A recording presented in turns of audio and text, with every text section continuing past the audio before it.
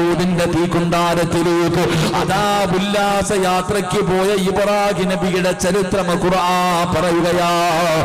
യാ നാറു കൂനി ബർദൻ വസലാമൻ അലാ ഇബ്രാഹിം. അതാ ഇബ്രാഹിം നബി എവിടെന്ന് പറഞ്ഞ വാക്കെന്തെന്നറിയുമോ? ഹസ്ബി അല്ലാഹ്, ഹസ്ബി അല്ലാഹ്. എന്റെ പ്രിയപ്പെട്ടവരെ, നമ്രൂദിന്റെ തീക്കുണ്ടാരത്തിലേക്ക് കടന്നുപോയി. പടച്ചവനെ, അതാ മാസങ്ങൾ കഴിഞ്ഞു.